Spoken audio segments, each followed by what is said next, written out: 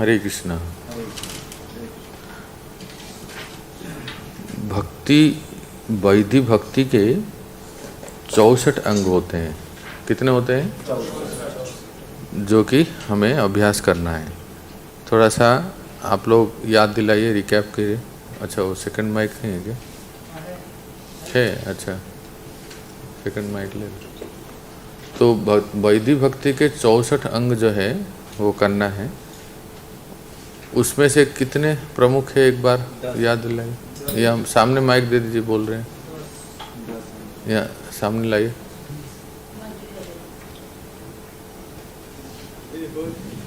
10 नहीं 20 बताया गया था ना। 20 महत्वपूर्ण है। हाँ, सुमिरन पोगो दीजिए, वो बताएंगे। 20 में से 10, हाँ नहीं, 10 विधि है जो कि डूस है और 10 निषेध है ना। 3 सबसे महत्वपूर्ण है। तो ये ध्यान रखना है। परीक्षा में प्रश्न आएगा कि 64 भक्ति अंग में से 5 या 10, अगर 5 मार्क का प्रश्न आए तो 5 भक्ति के अंग लिस्ट आउट कीजिए, विधि के, या कहेंगे 5 निषेध के। तो आपको 10 में से 5 लिखना है। इसलिए वो जो शीर्षक है जो प्रभुपाद जी ने एनओडी बुक में दिया है वो भी लिख सकते हैं, या आप भक्ति रसायन सिंधु ग्रंथ से जो संस्कृत का टाइटल है वो भी लिख सकते हैं। ठीक है ना। प्रेम प्रकाश को एक ग्रंथ दिखा रहे थे, वो बहुत लाभदायक है, दिखाइए। तो ये किसी भी विद्यार्थी को अगर अंग्रेजी में चाहे तो ये ले सकते हैं। ये बहुत सुंदर सुबोधिनी जो है, परीक्षा के लिए बहुत अच्छा है याद करने के लिए, क्योंकि इसमें नोट्स के स्टूडेंट्स जैसे पढ़ते हैं ऐसे नोट्स आकर नोट्स के जैसा बनाया गया है। तो टेबल बना के तो बहुत लाभदायक है ये पढ़ने के लिए, याद करने के लिए। पर अंग्रेजी में, जिनको अंग्रेजी आती है वो सुबोधिनी एक आपको हेल्प कर सकता है, जो परीक्षा के लिए तैयारी करते हैं। तो एक बार क्विकली रिकैप कर लेते हैं। 10 जो विधि है जो कल हमने पढ़ा, याद है ना? कल हमने उसको पढ़ा। तो एक एक करके जिसको जो याद है बताइए, ग्रंथ देख के ही बता सकते हैं। पहला क्या है? पहला बताइए। गुरु के चरणों कमलों की शरण ग्रहण कर। हाँ, अगर आप ऐसे भी लिखेंगे तो भी ठीक है। अगर उसको एक शब्द में कहेंगे तो क्या लिखेंगे? गुरु पादाश्रय या श्री गुरु पादाश्रय। ठीक है। दूसरा बोलिए। गुरु द्वारा दीक्षित होकर उनसे भक्ति करना सीखना। संस्कृत में क्या कहेंगे? बोलिए बोलिए। श्री कृष्ण, पूरा स्पष्ट रूप से बोलेंगे तो श्री कृष्ण दीक्षादि शिक्षणम। आपने आधा लिखा है क्या? पूरा लिखो। श्री कृष्ण दीक्षादि शिक्षणम। हाँ, और तीसरा एक बोलिए। विश्रम्भेन गुरु सेवा। इसका अर्थ क्या होगा? श्रद्धा पूर्वक गुरु की सेवा करें। हाँ, और आगे मथुरेश को महान आचार्य के श्री पद कमल चरणों का आस्वादन करना हमारे गुरु के निर्देशक। चौथा नहीं, आप हाँ, साधु पुरुषों के पद चिन्हों का अनुसरण। तो इसको क्या कहेंगे? संस्कृत में क्या कहते हैं? लिखे नहीं? भक्ति रसायन सिंधु ग्रंथ नहीं है किसके पास? या मैंने बोर्ड में दिखाया था। साधु वर्तमानुवर्तनम। ठीक है।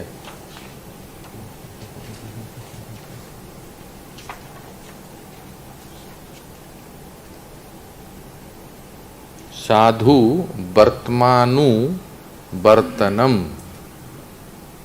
है ना। साधु वर्तमानुवर्तनम, ये हो गया चौथा। पांचवा बोलिए, क्या है?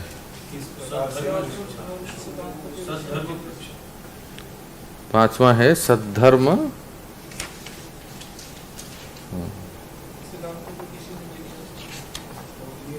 सद्धर्म पृच्छा। इंग्लिश में क्या लिखा है?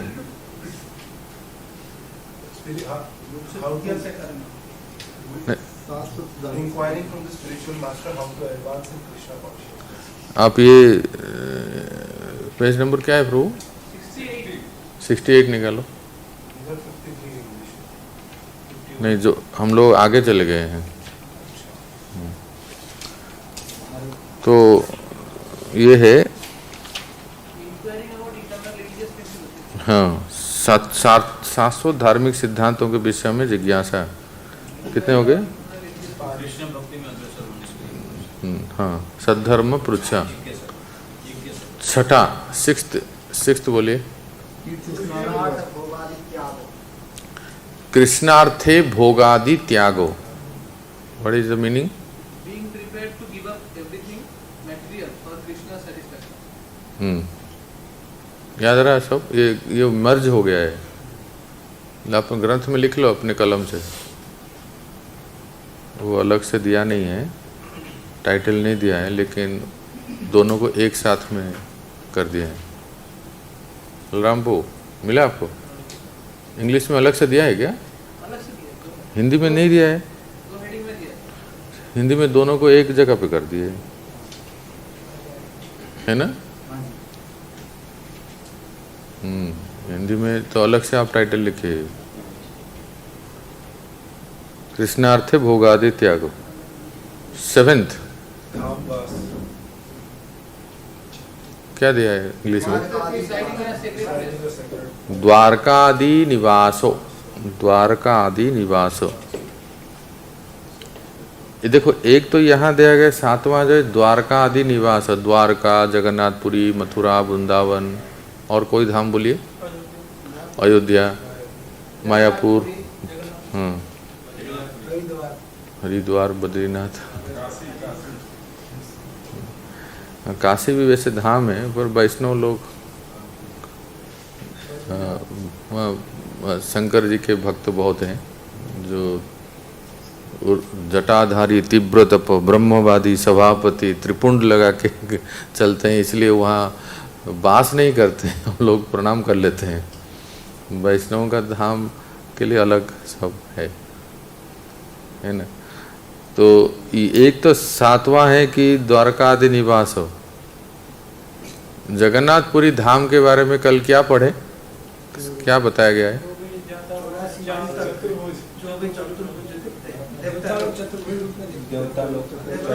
देवताओं को जब वो देखते हैं पृथ्वी में 84 वर्ग किलो माइल में, जगन्नाथपुरी के पूरे परिधि में जितने भी लोग हैं सब चतुर्भुज दिखते हैं, सब विष्णुदूत हैं। कितना पावन भूमि है। आपका दिखता है क्या? क्या कह रहे हैं? करेंटली शास्त्र के बात के ऊपर श्रद्धा नहीं है। देवताओं को ऐसे दिखता है, वो हमें नहीं दिखता है, वो देवताओं को दिखता है। लेकिन उनके लिए इल्यूजन नहीं है क्या? नहीं, सत्य बात है, ये सत्य है। शास्त्र में श्रद्धा होनी चाहिए, और ये हमें नहीं दिखता है। वो ब्रज में भी जो वास करते हैं, और ये सब बड़े एलिवेटेड सोल हैं। चौथे पॉइंट में यही शिक्षा ले रहे हैं। हाँ, द्वारका आदि निवास हो। नहीं, मैं कह रहा हूँ तो 7th पॉइंट में 7th जो है धाम द्वारका आदि निवास हो गए, पर 5 महासाधन में एक है, क्या है बताइए? मथुरावास, वो अलग है। ध्यान आ रहा है?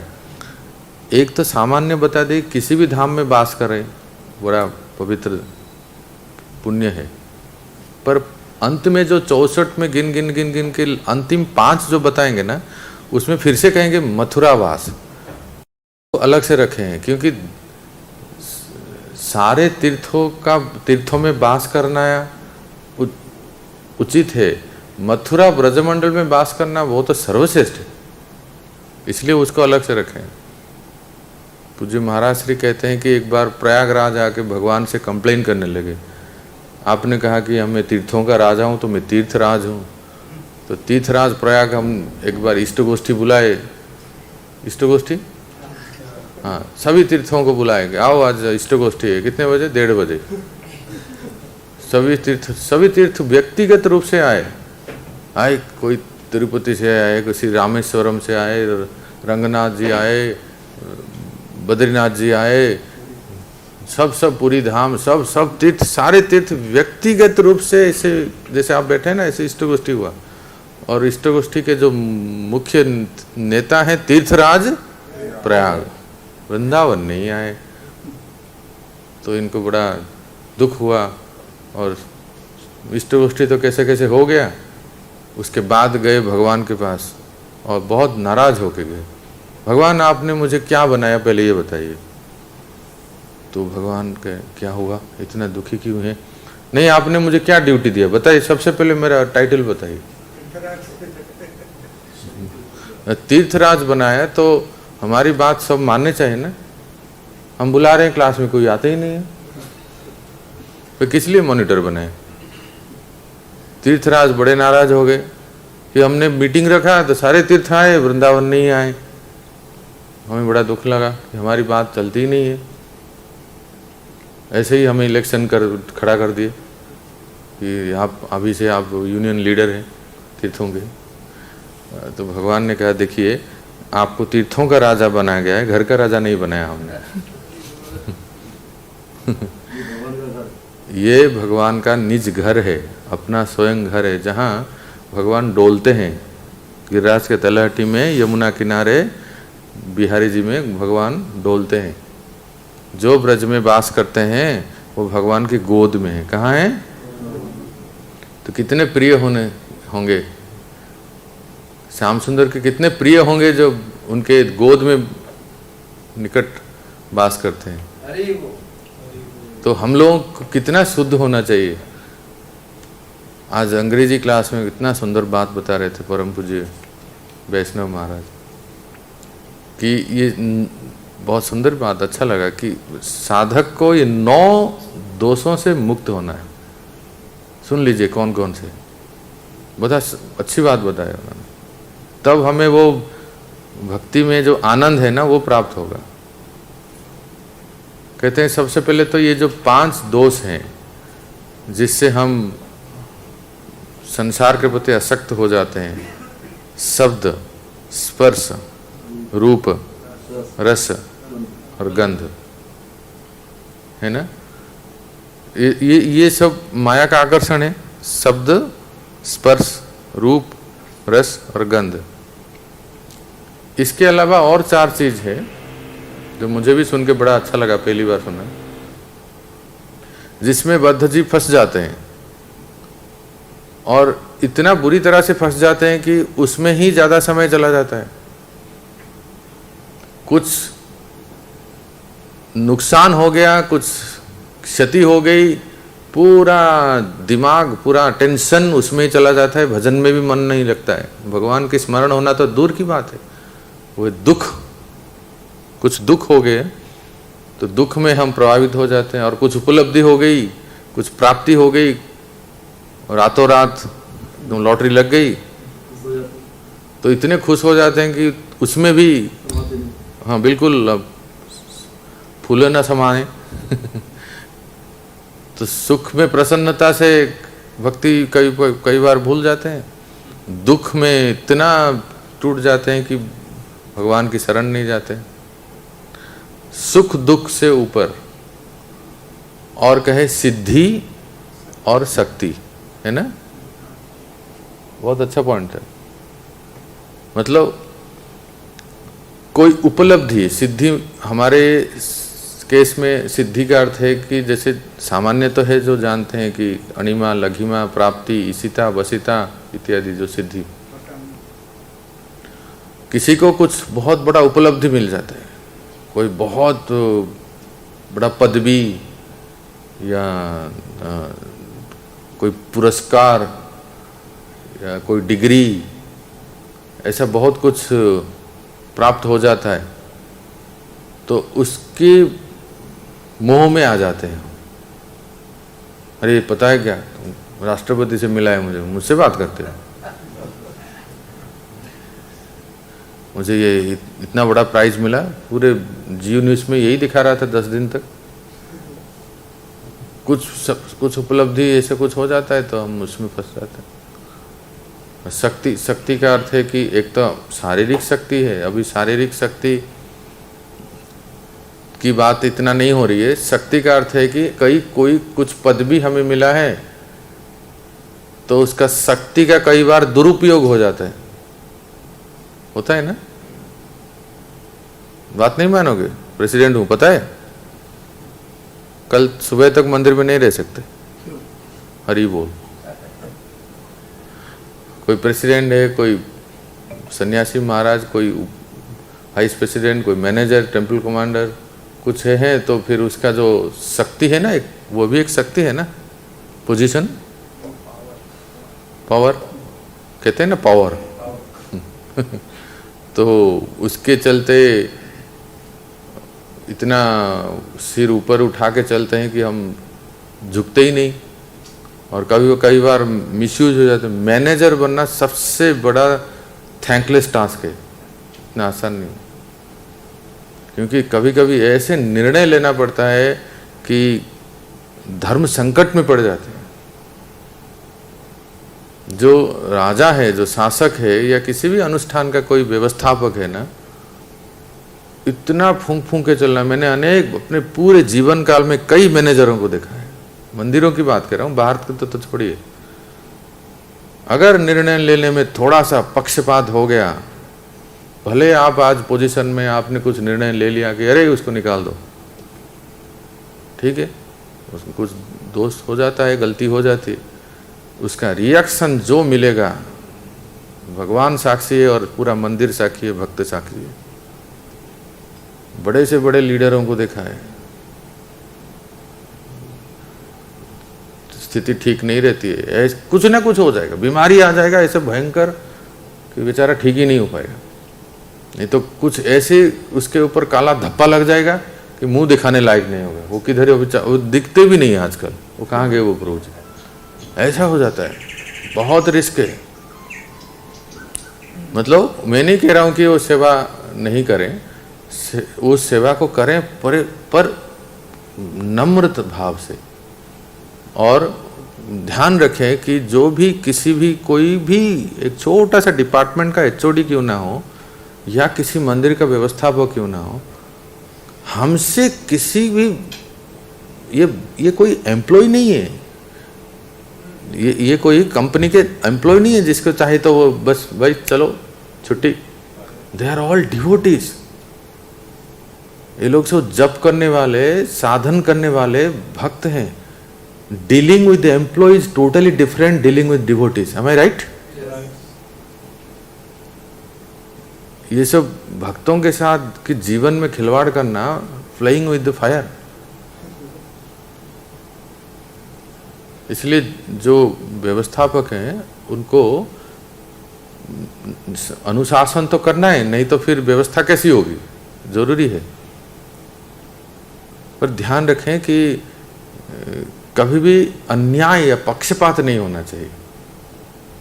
थोड़ा बहुत जो होता है तो उसको सब लोग मिलके एक ग्रुप कमेटी बना के उसको कुछ निर्णय ले, और जो भी उसको विचार करे कुछ करे। पर कई बार ये पोजीशन ही ऐसा है कि कितना अच्छे से अच्छे इस संसार में राजा महाराजा हुए हैं, जैसे ही इंद्र पद मिला तो बस लगा कि सिर पे कुछ चढ़ गया, और बोले कि सची को पालकी में बिठा के मेरे पास लाओ। राजा नहुस की बात कह रहा हूं। पृथ्वी में बड़े अच्छे राजा थे, लेकिन जैसे ही उनको स्वर्ग का प्रेसिडेंट बन गए, वो भूत सवार हो गया।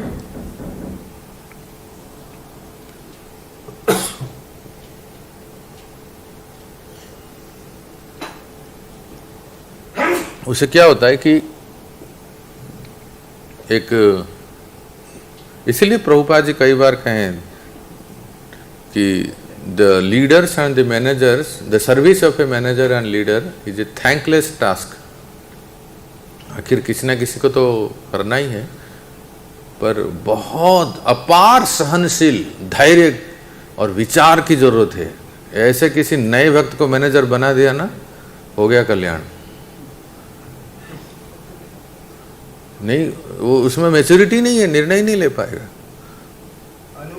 अनुभव है ही नहीं।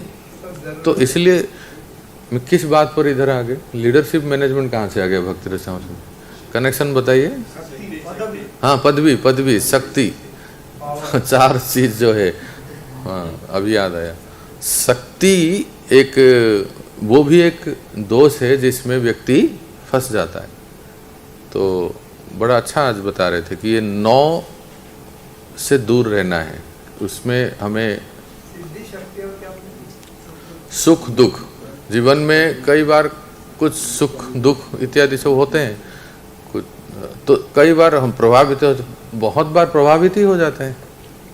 कुछ हो गया तो दुखी हो जाते हैं, तो इतना, इंग्लिश में एक शब्द है एंटागोनिस्टिक हो जाते हैं दुख में।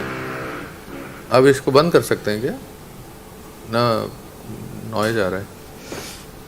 सिद्धि और शक्ति में अंतर बता रहे हैं। सिद्धि और शक्ति में अंतर बता रहे हैं। हाँ, मतलब सिद्धि कह रहे थे, शक्ति मीन्स पावर, सिद्धि मीन्स क्या कह रहे थे?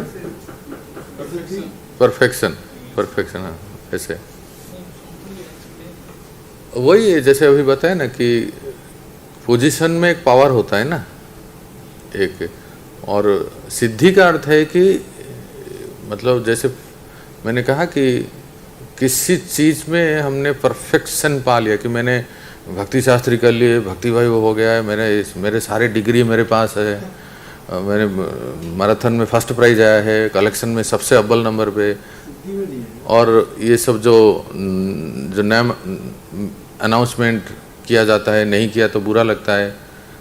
तो आध्यात्मिक जीवन में सिद्धि मतलब यही सिद्धि है हमारे कॉन्टेक्स्ट में। उसको कहते हैं परफेक्शन, उपलब्धियां। और क्या कहते हैं आप बताइए, इनको माइक दे दो, कुछ बोलना चाहते हैं, क्या कहते हैं आप बताइए।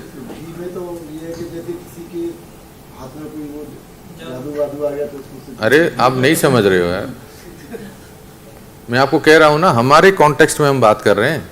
हमारे यहाँ कोई जादू फादू थोड़ी करता है, हमारे इस्कॉन के परिप्रेक्ष्य में ये बात हो रही है।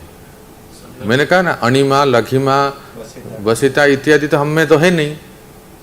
कोई इस सिद्धि को प्राप्त कर लेता है तो वो ठीक नहीं है, पर हमारे कॉन्टेक्स्ट में पर थोड़ा सा ब्रॉडनेस होइए ना, दिमाग को खोलिए, तब समझ में आएगा। इस कॉन्टेक्स्ट में बात हो रही है कि इसमें सिद्धि को क्या कैसे समझेंगे। जैसे पूछ रहे हैं, मैं बता रहा हूँ ना, ये सब सिद्धियां हैं, ठीक है, तो इसको ध्यान रखना है।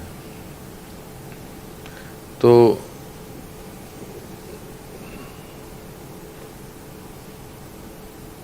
क्या हुआ?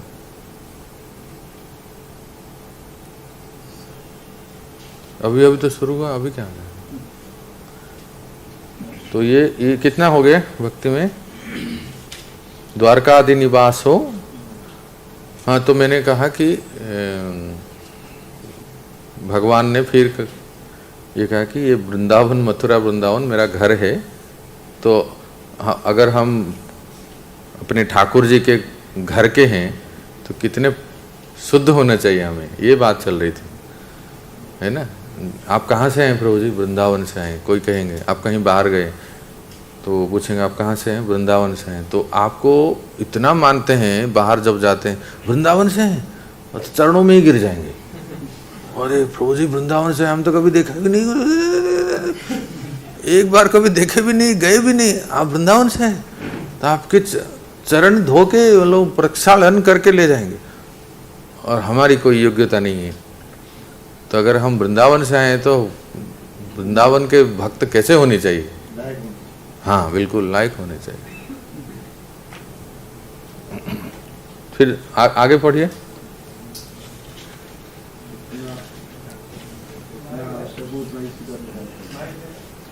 तीर्थ स्थान में जितना नहीं, उसके द्वारकादि निवास 7 हो गया। अयोग्य शिष्य न बनना। नहीं, आप ज्यादा ही आगे चले गए।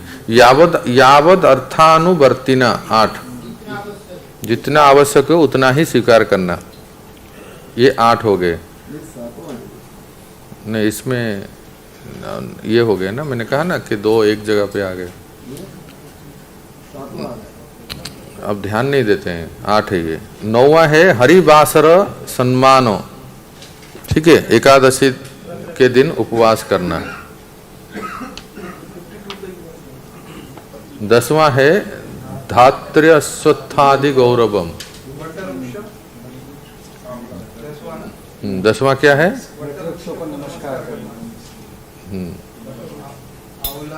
मधुशेषपु, कल भी बताया था, आज आप विलम्ब आए तो आज भी बताया कि हिंदी में 2 भक्ति को एक साथ में मर्ज हो गया है। हाँ, वही इनको समझा दीजिए। हाँ, तो कुल मिला के अभी 10 हो गए। धात्री अश्वत्थादि गौरवम, तो धात्री अश्वत्थ, तुलसी, बोलिए, आंवला, गौ माता, गौशाला में नील गाय सब ब्राह्मण वैष्णव ये सभी पूजित हैं। हाँ, 10 हो गए। 11वां बताइए। तो ये जो 10 विधि है, इसको सिमरन को याद रखेंगे ना, और इसमें से 5 लिखना है। संस्कृत नहीं तो उसका अनुवाद। हाँ, दिया है। हिंदी में भी लिख सकते हैं, संस्कृत में भी लिख सकते हैं। हाँ, बिल्कुल आ जाएगा। फिर 11वां क्या है? अथ श्री कृष्ण विमुख संग त्यागो। क्या है 11वां? अभक्तों का संग त्याग। आज पढ़ेंगे 12, 13, 14।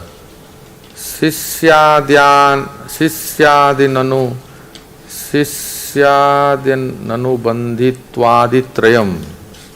देखिए स्क्रीन पे, देखिए, शिष्यादि अनुबंधित्वादि त्रयम्, ये 12, 13, 14 क्या श्लोक है? न शिष्यान अनुबध्नीता ग्रंथान नैवाभ्यसेद बहून न व्याख्याम उपयुंजित नारंभान आरभेत क्वचित। अनधिकार शिष्य संग्रह न करे 12, भगवत बहिर्मुख अनेकानेक शास्त्रों का अभ्यास न करे 13, वाद विवाद या फिर जीविका के लिए प्रवचन त्याग करे,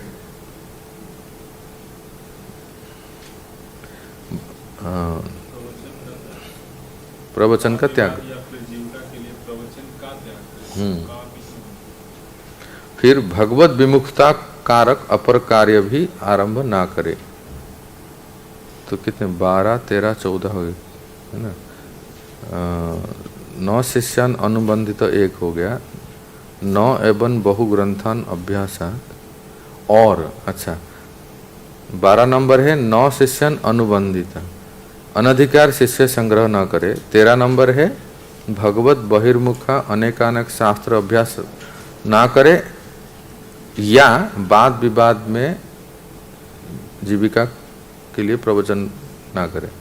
13 हो गया। 14 है नारंभान आरभेत क्वचित, भगवत विमुक्ता कारक अपर कार्य भी आरंभ न करे। अब ये क्या क्या है यहाँ देखते हैं। जैसे प्रभुपाद लिखते हैं, अयोग्य शिष्य न बनाना, अधिक मंदिर न बनाना या अधिक पुस्तकें ना पढ़ना। कभी कभी सुनने से ऐसा लगता है कि प्रभुपाद जी लिखते हैं और प्रभुपाद जी ने कितने मंदिर बनाए। प्रभुपाद जी खुद स्वयं, अब किसी के भी मन में प्रश्न होगा, प्रभुपाद जी बनाए और उनके शिष्य परम पूज्य गोपाल कृष्ण महाराज इतने मंदिर बना रहे हैं और इतने शिष्य बना रहे हैं। परम पूज्य जयप्रकाश स्वामी महाराज कितने शिष्य हैं उनके, कितने होंगे? कितने होंगे श्री हरिपुर? 65,000। लगता है पूरे जीवन में 1 लाख तक पहुंच जाएंगे। महाराज जी के लिए तो प्रभुपाद जी का विशेष आदेश था। प्रभुपाद जी ने प्रेडिक्ट किए थे कि हाँ उनको विशेष कृपा पात्र हैं कि वो अधिक शिष्य बना सकते हैं अपने गुरु के आदेश से। तो पढ़िए, माइक किसके पास है और आप ही शुरू कीजिए। अन्य आदेश यह है, हरे कृष्ण। अन्य आदेश यह है कि भले ही किसी व्यक्ति के अनेक शिष्य हों, किंतु ऐसा कुछ न किया जाए कि यदि उनमें से कोई शिष्य उसके लिए कोई कार्य कर दे तो वह उस शिष्य का अनुग्रहित हो। इसी तरह मनुष्य न तो नए नए मंदिर बनवाने में उत्साह दिखाए, न ही तरह तरह की पुस्तकें पढ़ने में उत्साह दिखाए। मनुष्य केवल ऐसी पुस्तकें पढ़े जो भक्ति को आगे बढ़ाने वाली हों। व्यवहारतः यदि कोई भगवद गीता, श्रीमद् भागवत, चैतन्य महाप्रभु के उपदेश, भक्ति रसामृत सिंधु को ध्यानपूर्वक पढ़े तो उसे कृष्ण भावनामृत के विज्ञान को समझने के लिए पर्याप्त ज्ञान प्राप्त हो सकेगा। उसे अन्य पुस्तकें पढ़ने की झंझट उठाने की आवश्यकता नहीं है। ठीक है, तो समझ में आए कि अभी प्रभु जी मुझे ना जीवन में सफलता नहीं मिल रही है, तो 7 steps to success by Dale Carnegie ये पढ़ता हूँ मैं। तो मिलता है, बहुत अच्छे अच्छे पुस्तक मिलते हैं ना, की टू सक्सेस और सीक्रेट ऑफ सक्सेस, ये तो हो गए। हाँ, ये तो जो भौतिक सफलता के लिए हो गए। आध्यात्मिकता में भी कई लोग जो है भक्ति शास्त्र के अलावा भी और भी कोई कुछ पढ़ते हैं, जैसे नहीं, इस्कॉन के भक्त ठीक है वो पढ़ सकते हैं, पर आध्यात्मिकता में आके भी अब होता है, किसने कह दिया किसी भक्त, अरे प्रभु जी 7:30 चल रही है पता है आपको, तो क्या करना चाहिए? बस चालू कर देते हैं कि अनेक अनेक अनेक जो ग्रंथ जो है ग्रह नक्षत्रों को संयम करना और क्या क्या पता नहीं, ऐसे अनेक जो है शनि चालीसा ऐसे बहुत है ना। तो स्पिरिचुअलिटी में आके भी, स्पिरिचुअलिटी के नाम पे जो इतने सारे ग्रंथ मिलते हैं, वो क्या क्या पुराण, ये सारे जो हैं, इसको इतना ज़्यादा नहीं पढ़ना चाहिए। क्यों मना किया गया है ये तो बताओ ना छोटू, क्यों मना किया गया है? इतने सारे किताब नहीं पढ़ना चाहिए। अत्याहार देखो, हाँ, कहीं भी एक को सिलेबस होता है ना, हम स्कूल कॉलेज में पढ़ते हैं ना, एक सिलेबस होता है ना कि वही पढ़ते हैं, वो पुस्तक आप लोगों ने सब पढ़े होंगे कि पाठ्यक्रम में ये पुस्तक पढ़ने के लिए कहा है, तो वही पढ़ते हैं। वो इतने सारे अगर पढ़ेंगे तो फोकस नहीं हो पाएंगे। भक्ति में भी हमें फोकस होना है ना, एक केंद्रित होना है। तो भक्ति में जो जो सहायक है वो बताया गया है। अभी अभी आपने सुना क्या क्या पढ़ने के लिए। व्यवहारतः यदि कोई भगवद गीता, श्रीमद् भागवत, चैतन्य महाप्रभु के उपदेश और भक्ति रसामृत सिंधु को ध्यान पूर्वक पढ़े तो उससे कृष्ण भावनामृत के विज्ञान को समझने के लिए पर्याप्त ज्ञान। अच्छा, कई भक्त पूछते हैं, और इसके लिए मैं इसको पहले आप लोग पूछने से पहले मैं ही पूछ लेता हूँ और मैं ही उत्तर देता हूँ। वो ये है, संस्कृत सीख सकते हैं क्या प्रभु जी, पढ़ सकते हैं क्या, ऐसे मन में आता है। तो ये देखो, ये एक स्किल है, एक कौशल है, एक टूल है। किसी ग्रंथ को, किसी किताब को, किसी ज्ञान को ग्रहण करने के लिए उस भाषा का ज्ञान जरूरी है। तो जितना आवश्यक है उतना ही ग्रहण करना चाहिए, अवश्य ग्रहण करें। प्रभुपाद जी के शिष्य थे प्रद्युम्न प्रभु, ध्यान आ रहा है? अभी भी आप जाएंगे प्रभुपाद क्वार्टर में, उनका फोटो है, प्रभुपाद बिस्तर में लेटे हैं। प्रद्युम्न प्रभु को देखे हैं कोई? हाँ हाँ, फोटो में। तो वो जो डिक्टेफोन लेके सामने ऐसे बैठे हैं ना, वो है, एक तो है जयदत्त स्वामी महाराज और इस तरफ है तमाल कृष्ण गोस्वामी महाराज, और जो किताब लेके ऐसे बैठे हैं ब्राह्मण जैसे दिखते हैं वो पंडित, वो है प्रद्युम्न को। तो बड़े पंडित थे, वो विद्वान थे, गोपी प्राण धनपु प्रभुपाद जी के शिष्य, बड़े संस्कृत के विद्वान थे। भाषा का ज्ञान होना एक अलग बात है कि भाषा को सीखने के लिए कोई सीखते हैं और उसको किसमें प्रयोग करते हैं, श्री माधवपु शास्त्र पढ़ने में, शास्त्र को ठीक तरह से पढ़े समझे और फिर प्रचार करें। आगे पढ़िए।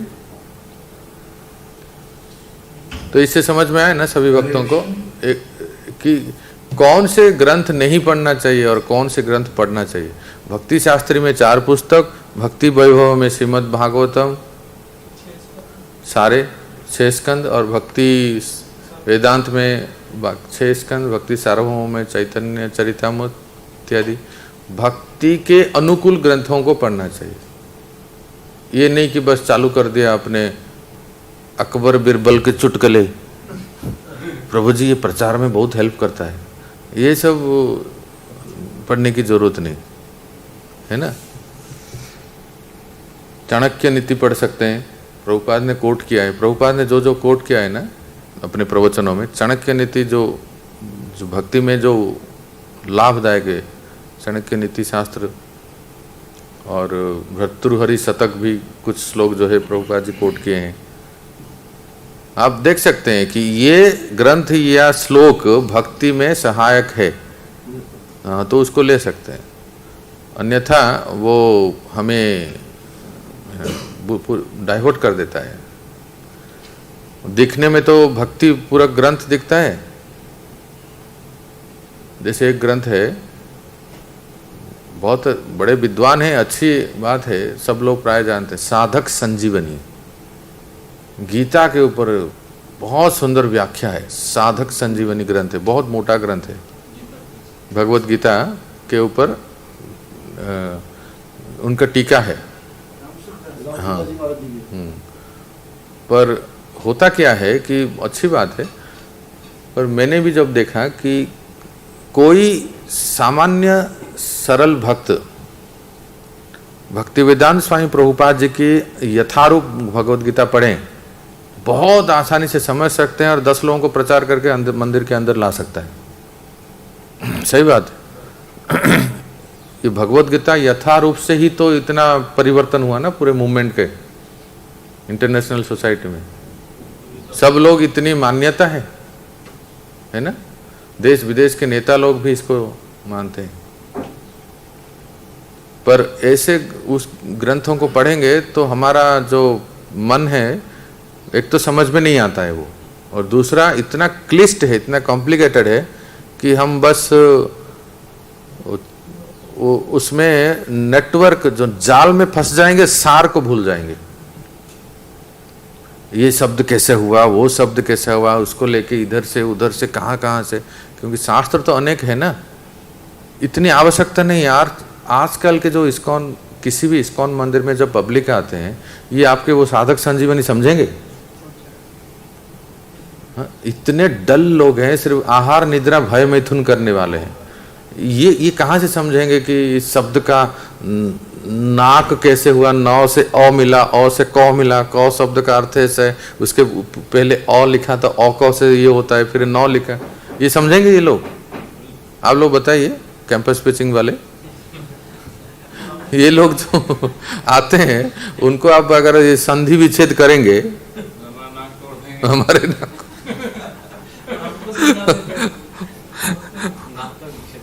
नाक का अगर संधि विच्छेद करेंगे किसी को, तो हमारे ऊपर उसका रिएक्शन हो जाएगा।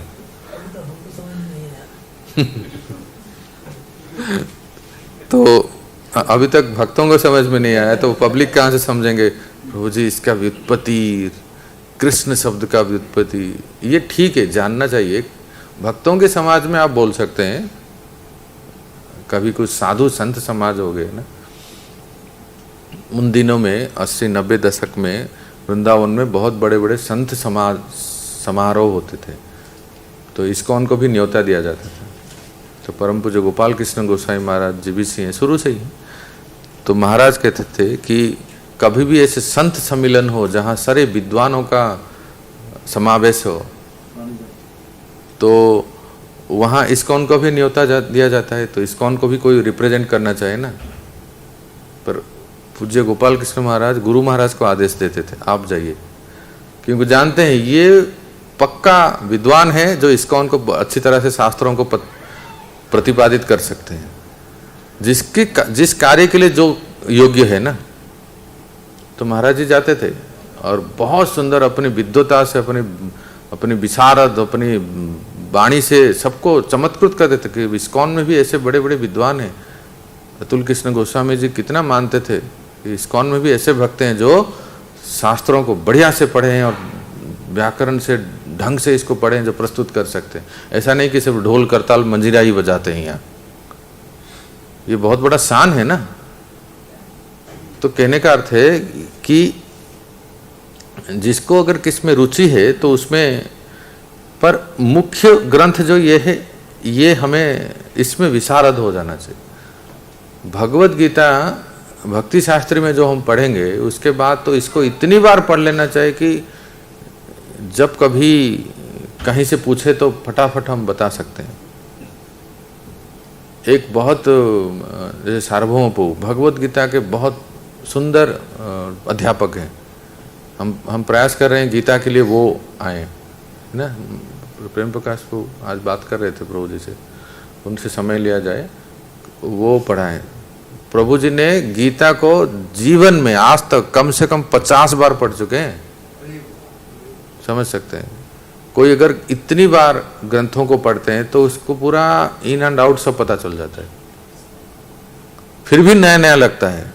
हमारे गुरु महाराज भागवत को सैकड़ों बार पढ़ चुके होंगे, मतलब आद्योपांत कहते हैं ना, शुरू से अंत तक, फिर भी नया नया लगता है। क्योंकि कोई चीज कभी कुछ प्रकट हो, शास्त्र है ना, कोई फिजिक्स केमिस्ट्री थोड़ी है। अखिलेश प्रभु, ये फिजिक्स केमिस्ट्री तो है नहीं एक बार से पढ़ने, ये शास्त्र है ना, जितनी बार पढ़ेंगे। आपने पहले भी पढ़ा होगा भक्ति रसामृत सिंधु, लेकिन अब पढ़ रहे हैं तो कुछ नया लगता है कि नहीं लगता है? पूरा ही नया लगता है। हाँ, पूरा ही नया लगता है, क्योंकि ये प्रकाशित होता है, दिव्य ज्ञान हृदय प्रकाशित। तो इसीलिए कुछ कुछ ग्रंथों को, ये जो बताया गया है, इन ग्रंथों को पढ़ें। इसके सहायक ग्रंथ गौड़ीय वैष्णव आचार्यगण जो ग्रंथ लिखे हैं उसको पढ़ें, अन्यथा अनेक ग्रंथों को पढ़ के जंजाल में फंसने की आवश्यकता नहीं। किसके पास अगर उतना बुद्धि है, सुनिए ध्यान से, किसके पास अगर मेमोरी शार्प है, बुद्धि बहुत तीक्ष्ण है, तो वो कुछ टीका टिप्पणी और अगर व्याकरण थोड़ा सहायता ले, उससे फिर शास्त्रों को गहराई से पढ़े तो अच्छी बात है। अपनी कैपेसिटी देखना चाहिए। अखिलेश को अभी नाक समझ में नहीं है, आप कह रहे हैं व्याकरण पढ़े। अपनी नाक देखना चाहिए ना कितनी। तो अगर कोई किसकी रुचि है और सब्जेक्ट मैटर को समझ सकता है तो वो उसमें प्रवेश करे। तो आगे पढ़िए। श्रीमद् भागवतम में, हरे कृष्ण, श्रीमद् भागवतम में स्कंद 7वें 13वें अध्याय में 8वां श्लोक में नारद मुनि महाराज युधिष्ठिर से समाज के आश्रमों के कार्यों के विषय में चर्चा चलाते हुए सन्यासियों के नियमों का विशेष उल्लेख करते हैं। सन्यास आश्रम स्वीकार करने वाले को अयोग्य शिष्य बनाने की अनुमति नहीं दी जाती। सन्यासी को चाहिए कि सर्वप्रथम वह यह जांच करे कि इच्छुक शिष्य कृष्णा भावनामृत को सच्चे दिल से अपना रहा है अथवा नहीं। यदि नहीं तो उसे शिष्य नहीं बनाया जाना चाहिए। किंतु चैतन्य महाप्रभु अहेतुकी रूप से इतने कृपालु थे कि उन्होंने समस्त प्रामाणिक गुरुओं को सलाह दी कि वे कृष्ण भावनामृत के विषय में सर्वत्र प्रवचन करें। अतएव चैतन्य महाप्रभु कि परंपरा में सारे सन्यासी भी कृष्ण भावनामृत पर सर्वत्र प्रवचन कर सकते हैं, और यदि कोई सचमुच शिष्य बनने के लिए उद्धत है तो सन्यासी उसे अपना शिष्य बना सकता है। उद्यत है। देखो यहाँ कहा गया है कि किसी को अधिक शिष्य नहीं बनाना चाहिए, ये प्रिंसिपल है। आपको ध्यान है, हमने एक पॉइंट चर्चा किया था, सिद्धांत और विस्तार। सिद्धांत क्या है? अधिक शिष्य ना, अयोग्य शिष्य कहते हैं, अयोग्य शिष्य ना बनाना, ये सिद्धांत है। विस्तार है कि वो गुरु या सन्यासी देखें कि कौन योग्य है और कौन अयोग्य है। कई बार देखे होंगे इस्कॉन के सन्यासी गुरु दीक्षा लेने से पहले शिष्यों से मिलते हैं ना, है ना। एक बार उनसे मिलते हैं और पूछते भी हैं, हाँ, उसके बाद फिर दीक्षा देते हैं। तो वो चेक करते हैं ये योग्य है कि नहीं। मैंने कई गुरुओं को देखा है, उसका नाम लिस्ट में है, कल सुबह उसका दीक्षा होने वाला है, लेकिन एक रात पहले महाराज मना कर देते हैं, नहीं आपको और 4 महीना 6 महीना थोड़ा सा प्रतीक्षा कीजिए। ऐसा भी होता है। वो देखे होंगे कुछ कमी होगी, कुछ पूछे होंगे, अरे किसको अगर तिलक का मंत्र आता नहीं, वो दीक्षा लेके करेगा क्या? ओम केशवाय नमः 12 तिलक का मंत्र भी एक को नहीं आता है, वो आ गया दीक्षा लेने के लिए। कम से कम इतना शिक्षण, इसीलिए तो आईडीसी कोर्स किया जाता है, पहले प्रशिक्षण होता है ऐसे, है ना। तो ये एक बहुत बड़ा जिम्मेदारी है। और साथ साथ यहाँ और एक बात कही गई है जो मैं आपको बता दूं, मतलब शास्त्र की बात। जीव गोसाई पाद इस श्लोक की टीका में जो दीर्घम संगमनी में कहते हैं, सुनिए ध्यान से, कहते हैं शिष्यकरण तो जात रति भक्तों के लिए विहित है, अर्थात जात रति भक्त ही शिष्यकरण कार्य करे, अन्य नहीं। हाँ, किसको समझ में नहीं आया हाथ उठा? किस आप में से अधिक तो सुने भी नहीं होंगे। फिर से पढ़ूं। शिष्यकरण के लिए जो शिष्य बनाते हैं, शिष्य ग्रहण करते हैं, ये जो शिष्य ग्रहण करते हैं उनको जात रति के स्तर पे होना चाहिए, अर्थात जात रति भक्त ही शिष्य ग्रहण कर सकते हैं, अन्य नहीं। ये कौन कह रहे हैं? जीव गोसाई पाद कहते हैं अपनी टीका में। को वही शिष्य बना सकते हैं।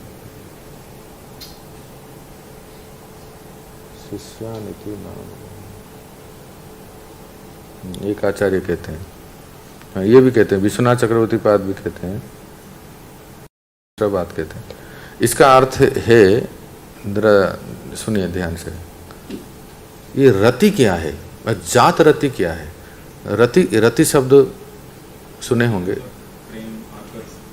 ना, आपने सही कहा, मतलब आंसर से एक मिनट दूरी में है 1 मिलीमीटर दूरी में।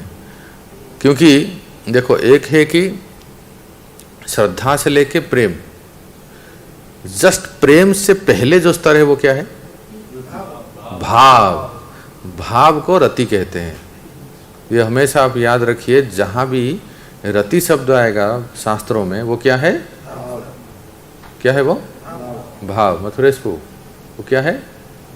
भाव। रति या भाव समानार्थक शब्द है। तो सरल भाषा में कहा जाए, दीक्षा गुरु को भाव स्तर पे होनी चाहिए, ये कह रहे हैं आचार्य। भक्ति के इतने ऊंचे स्तर जिसको कहते हैं कि भाव स्तर, उनमें भगवान के प्रति लवालब प्रेम भाव स्तर पे होनी चाहिए। नाम रूप गुण लीला में हमेशा डूबे होने चाहिए। ये पहला लक्षण है, स्वरूप लक्षण है। उसके बाद फिर वो शिष्यों के शंकाओं को दूर करे, उनको समाधान करे, ये सब है। इसलिए कहते हैं दीक्षा गुरु बनना इतना आसान नहीं है भक्तों। इस टिप्पणी से हम ये समझ में आता है दीक्षा गुरु कितना ऊंचा स्थिति है। एक है। दूसरी वाक्य कहते हैं, अगर कोई कहते हैं कि अयोग्य शिष्य ना करे या दीक्षा ना दें, शिष्य ग्रहण ना करें, तो चक्रवर्ती पाद कहते हैं कि परंपरा आगे बढ़ेगा कैसे? राइट? सब लोग मेरे साथ हैं? समझ में आ रहा है? अगर शिष्य ग्रहण नहीं, मना किया गया है कि ज्यादा शिष्य ग्रहण नहीं करना चाहिए, अधिक शिष्य नहीं ग्रहण करना चाहिए। यहाँ तो लिखा है कि अयोग्य शिष्य ना बनाना। अगर शिष्य नहीं बनाएंगे तो फिर परंपरा आगे बढ़ेगा कैसे? संप्रदाय बढ़ना भी चाहिए ना आगे। इसी बात को लेते हैं, शिष्य न करने पर संप्रदाय का लोप हो जाएगा और ज्ञान साठ्य दोष भी होगा। अतएव निज निज संप्रदाय वृद्धि के लिए अनधिकारी शिष्य भी ना करे, अधिकारी योग्य शिष्य बनाए। एक बात देखिए, अभी आपके ग्रंथ देखिए, एक बात तो है कि शिष्यों की संख्या बढ़ाए बिना कृष्ण भावनामृत संप्रदाय का प्रसार नहीं हो सकता। प्रेम प्रकाश को पढ़िए।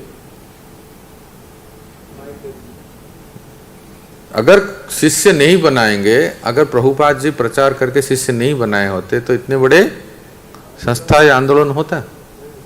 पढ़िए 63। इनको अभी तो हाँ, एक बात तो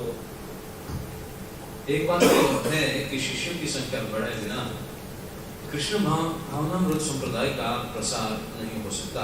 अतएव कभी कभी खतरा होते हुए भी चैतन्य महाप्रभु की परंपरा का सन्यासी ऐसे भी व्यक्ति को शिष्य बना सकता है जो पूरी तरह शिष्य होने के योग्य न हो। प्रभुपाद जी ये भी कहते हैं, ये ऊपर टाइटल दिया गया कि अयोग्य शिष्य ना बनाए, और अभी क्या कहते हैं?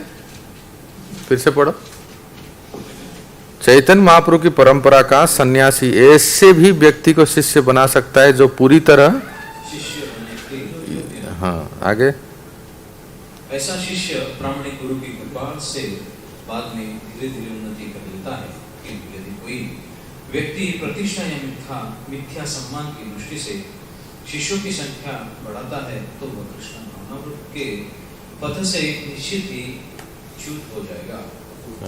सुन रहे मथुरेश को ध्यान दीजिए। वो कई बार ऐसे भी आए कि भौतिक जीवन में बहुत ऊंचे स्थिति में, जिसको कहते हैं इंग्लिश में सेलिब्रिटीज, ये लोग भी गुरुओं के पास आए कि हमें भी दीक्षा दिलाएं। पर हमारे इस्कॉन के गुरु ऐसे वैसे सबको दीक्षा नहीं देते हैं, वो पूरे परखते हैं। हाँ, तो वो क्यों? क्योंकि देखो ये बहुत सुंदर लिखा है, एक ऐसा शिष्य प्रामाणिक गुरु, किंतु यदि कोई व्यक्ति प्रतिष्ठा या मिथ्या सम्मान की दृष्टि से शिष्यों की संख्या बढ़ाता है तो कृष्ण भावनामृत के पद से निश्चित ही च्युत हो जाएगा। बिना स्टैंडर्ड देखे परखे, अरे इनको अगर दीक्षा देंगे ना, ये गुरु का नाम रोशन हो जाएगा, सब लोग कहेंगे अरे इतना विराट कोहली को दीक्षा दे, इससे बड़े बड़े लोग इनके पास आते हैं, इनको दीक्षा दे दिया। तो ऐसे अनधिकारी लोगों को अगर दीक्षा दे जो कि नियम फॉलो नहीं करेंगे तो बहुत रिस्क है ये। आगे इसी प्रकार प्रामाणिक गुरु को अपनी विद्वता प्रकट करने या जगह जगह जाकर व्याख्यान देने की, लोकप्रियता प्राप्त करने की दृष्टि से पुस्तकें पढ़ने की आवश्यकता नहीं है। उसे ऐसी बातों से बचना चाहिए। यह भी कहा गया है कि सन्यासी को मंदिर बनवाने में अधिक उत्साह नहीं दिखाना चाहिए। हम चैतन्य महाप्रभु की परंपरा वाले अनेक आचार्यों के जीवनों से यह देख सकते हैं कि वे मंदिरों के बनवाने में अधिक उत्साह नहीं दिखाते थे। किंतु यदि कोई आकर कुछ सेवा करना चाहेगा तो वही संकोची आचार्य ऐसे सेवक को बहुमूल्य मंदिर बनवाने के लिए प्रोत्साहन देंगे। सम्राट अकबर के सेनापति महाराज मानसिंह ने श्री रूप गोस्वामी की सेवा करनी चाहिए। उन्होंने उसे गोविंद जी के लिए काफी लागत वाला विशाल मंदिर बनवाने की आज्ञा दी। ऐसे कोई अगर डोनर आ जाए और प्रभु जी महाराज जी कुछ सहायता करे तो फिर उसको प्रयोग कर सकते हैं, उसको यूज कर सकते हैं, है ना? वास्तव में ये क्या हुआ कि आप, हाँ, यहाँ वृंदावन में गोविंद जी मंदिर देखे हैं? हाँ वही ना। हाँ, कितने लोग देखे हैं गोविंद जी मंदिर? बस स्टैंड है ना, बस अड्डे उधर। तो ये जो है ना, वास्तव में यहाँ जो डिटेल में ऐसा वर्णन है कि रघुनाथ भट्ट गोस्वामी के शिष्य थे। कौन?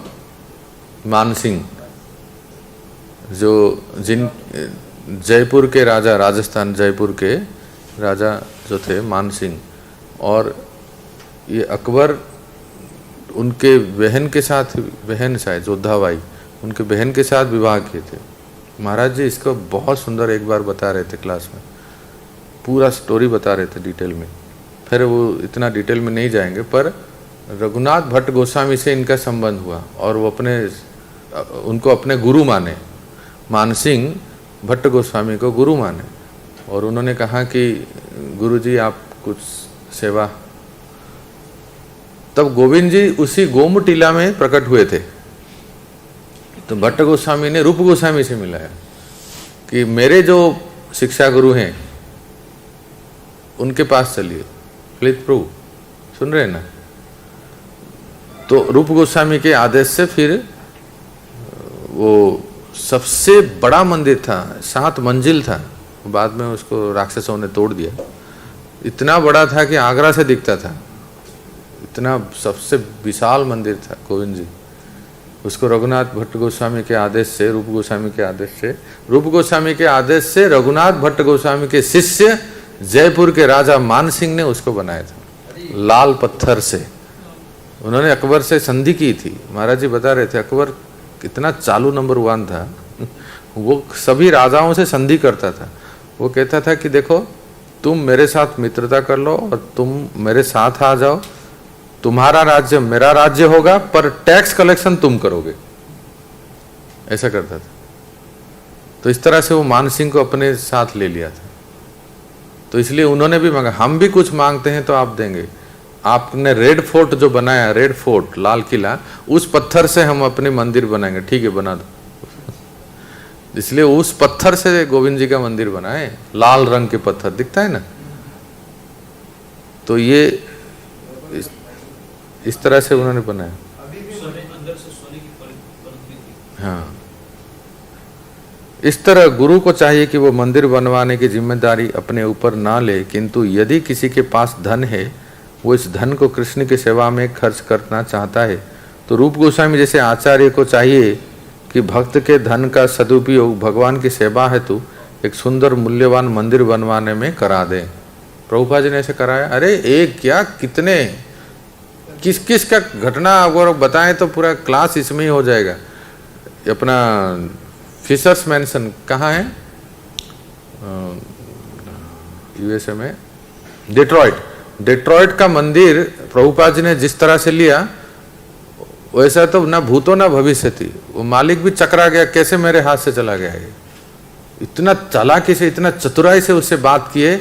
वो उसके डेट्रॉइट मंदिर के राधा कुंज बिहारी है, वहाँ बाथरूम के नल सोने के हैं। और क्या बताऊं, इतना फर्स्ट क्लास वो सेटअप था। और प्रभुपाद जी ने बातों बातों में उस व्यक्ति को ऐसा मना लिया, ऐसे समझा दिया, वो भी चकरा गया कि स्वामी जी क्या बोले, कैसे मैंने हाँ बोल दिया। वो जाके एस्ट्रोलॉजर से पूछा कि मैं इतना बड़ा आलीशान बंगलो बनाया था और ये हरे कृष्ण वाले कहाँ से आ गए, और ये स्वामी जी मुझे किस तरह से बताए और क्या समझाए कि मैं उनके बातों में आ गया। अभी जाके मैं मार्केट रेट देख रहा हूँ तो मैं तो पूरा सस्ते में दे दिया, आलू प्याज के भाव में दे दिया, इतने सस्ते में। बाद में उसने बहुत पछताया। और जब ये पूरा डील होने के बाद प्रभुपाद जी जा रहे थे अपने मंदिर में, तो रास्ते में सारे शिष्य लोग पूछ रहे थे, प्रभुपाद आपने तो कमाल कर दिया, मतलब करोड़ों का संपत्ति कुछ सैकड़ों हजारों में आपने डील कर दिया, और उसको कैसे वो बात मान गया। तो प्रभुपाद जी हंसने लगे। तो यही है, किसी शुद्ध भक्त में भी सिद्धियां होती है, सामने वाला व्यक्ति ना उसके बात में आ जाएगा। जानते हैं, ऐसे कई मंदिरों को, कई बड़े बड़े चर्चों को प्रभुपाद ने मंदिर में बना दिया। पता नहीं क्या, किस तरह से प्रभुपाद ने समझाया कि आज जो आप देखते हो लंदन का भक्ति वेदांत मैनर, वो जॉर्ज हैरिसन का पर्सनल बंगलो था वो, राइट। और प्रभुपाद ने इतना सुंदर उसको समझाया कि जॉर्ज हैरिसन ने अपना पूरा बंगलो ही दे दिया, आज हो गया वो उसका अपना मैनर था, वो हैरिसन मैनर था वो हो गया भक्ति वेदांत मैनर लंदन में। हाँ हाँ, तो दूसरे शब्दों में गुरु को तथाकथित आध्यात्मिक की उन्नति के नाम पर मंदिर के भवन बनवाने के लिए उत्साह नहीं दिखाना चाहिए, प्रत्युत उसका सर्वोपरि कार्य धर्मोपदेश होना चाहिए। इस संबंध में श्रील भक्ति सिद्धांत सरस्वती गोस्वामी महाराज ने संतुति की है कि गुरु को चाहिए कि वे पुस्तकें प्रकाशित करें। यदि किसी के पास धन है तो उसे चाहिए कि उस धन को कीमती मंदिर बनवाने जाए। कृष्ण भावनामूर्त आंदोलन के प्रसार है तो विभिन्न भाषाओं में प्रामाणिक पुस्तक प्रकाशित करने में लगाएं। तो फिर जब बताया गया है कि मंदिर इतना बड़े बड़े आलीशान मंदिर नहीं बनाना चाहिए, तो क्यों बनाते हैं बताओ, क्यों बनाते हैं? हम प्रचार करने के लिए पेड़ के नीचे भी प्रचार कर सकते हैं, ये वाक्य सुना है प्रभुपाद का। प्रचार करने के लिए हम किसी झोपड़ी या पेड़ के नीचे प्रचार कर सकते हैं, बट कौन आएगा? अब देखिए यहाँ जंगल था, कौन उस समय कोई सोच भी नहीं सकता था 1975 में। आज तो शाम के समय मंदिर जाने के लिए डर लगता है, हर दिन संडे जैसा लगता है कि नहीं लगता है? मुझे और जगह से जो पुणे, नागपुर, दिल्ली, मुंबई से जो भी लोग आते हैं, कभी कभी मिलते हैं तो प्रभु जी वृंदावन नहीं, कोई भी इस्कॉन मंदिर में जाइए, कानपुर में भी जाइए, हर दिन ऐसा भीड़ होता है।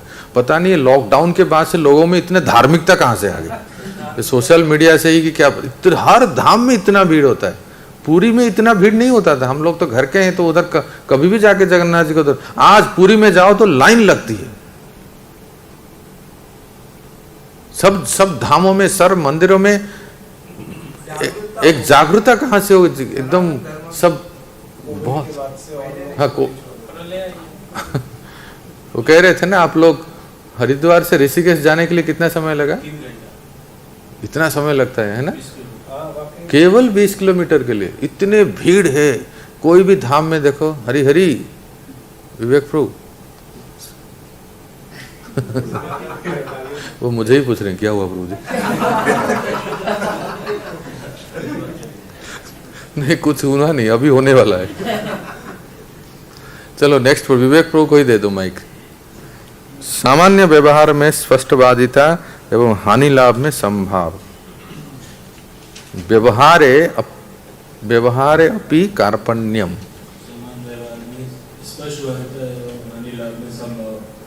पद्म पुराण में एक कथन है, जो लोग कृष्ण भावनामृत में लगे हुए हैं उन्हें भौतिक लाभ या हानि से कभी विचलित नहीं होना चाहिए।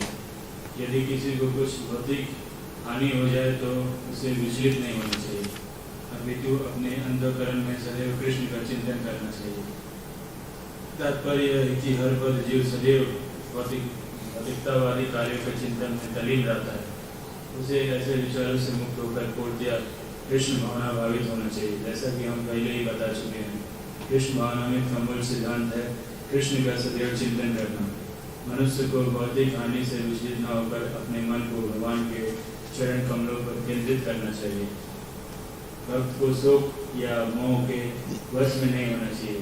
पद्म पुराण में यह कथन है, जो मनुष्य शोक या क्रोध से अभिभूत होता है तो उसके हृदय में कृष्ण के प्रकट होने की कोई संभावना नहीं रहती।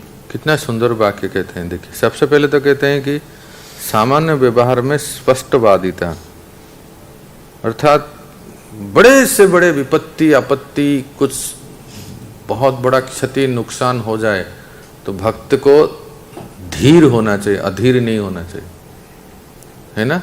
मथुरेश को कोई एग्जाम्पल आप में से कोई बताए, कोई उदाहरण जो बहुत बड़े विपत्ति आ गई फिर भी वो इसको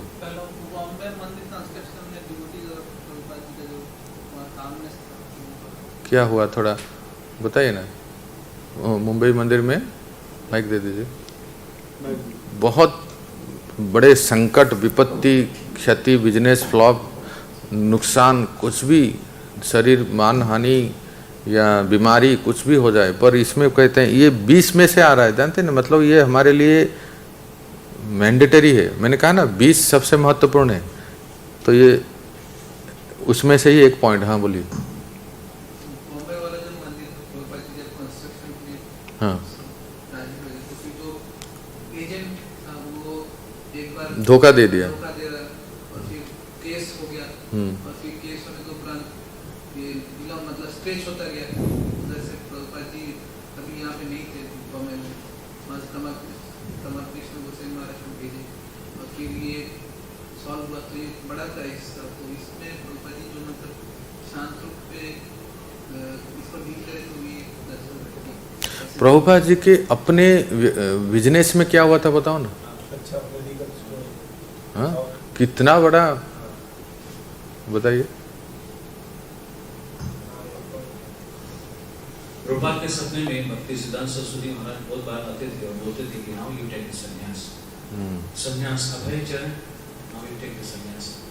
तो प्रभुपाद देखते थे कि अभी तो मेरे बच्चे हैं और अभी तो मैं इनको सही तरीके से सेटल भी नहीं हुआ। तो उन्होंने एक प्रयास किया कि बहुत सारे पैसे फिर कहीं उन्होंने जमा अपने पास की पूंजी उन्होंने नया अपना व्यवसाय उन्होंने बिजनेस डाला, लेकिन कुछ ही समय वो बिल्कुल लॉस में चला गया।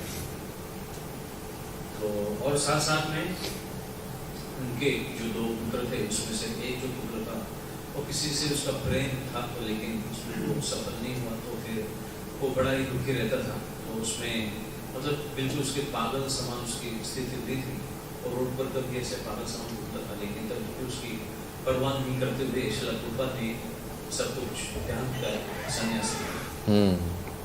और ये भी होगा ना कि वो चाय पीने के लिए सारे इतने साल का मेहनत जो था वो बेच दिया उनके पास। हाँ, ये भी अच्छा पॉइंट है। और जैसे भक्त प्रहलाद इतनी विपत्तियों में भी भक्ति में हाँ, तो ये 20 में से एक बहुत महत्वपूर्ण पॉइंट है। कल हमारे साथ कुछ हो जाए, जरा सुनिए, किसका हमारा 1,00,000 2 लाख रुपया किसने हरी बोल कर दिया, 10-50 लाख कुछ हो गया, या हमारे जीवन में कुछ बहुत बड़ी भयानक बीमारी आ गई, या हमारी मानहानि हो गई, हमारी बहुत कुछ ना कुछ विपत्ति आती, हमारे हम जिनसे अत्यधिक प्रेम करते हैं वो ही संसार छोड़ के चले गए। कोरोना में क्या नहीं हुआ, पर किसी भी स्थिति में श्रीवास ठाकुर की कथा जानते हैं ना, महाप्रभु जिनके घर में संकीर्तन कर रहे थे, उनका एक लौता बेटा शरीर छोड़ दिया। श्रीवास ठाकुर कंप्लेन किए जाके पुलिस में, यह संकीर्तन बंद कर दिए। इतना आसान नहीं है कहना ये। जो पिता होते हैं ना वो जानते हैं कि पुत्र को खोना कितना कष्ट है कि नहीं? नहीं अब रहने दीजिए बस। तो जीवन में ऐसे बहुत सारे आपदाएं आते हैं, पर ये कहते हैं कि सामान्य व्यवहार में स्पष्टवादिता ले अपने आप को ये मतलब वे समझ रहे हैं, लेकिन परफेक्ट बैठता है इसके लिए इसके बाद हम आपसे सुनेंगे। और दूसरा कहते हैं कि भक्त को, देखिए, भक्त को शोक या मोह के बस में नहीं होनी चाहिए। जो मनुष्य शोक, देखो, जो मनुष्य शोक या क्रोध में अभिभूत हो जाता है उसके हृदय में कृष्ण प्रकट होने की संभावना। ये समझ रहे हैं? बात को जरा समझने का प्रयास कीजिए। शोक और एक मोह, इससे भक्त को दूर या इससे ऊपर होना चाहिए। शोक कब होता है और मोह कब होता है, बताइए विद्वानों।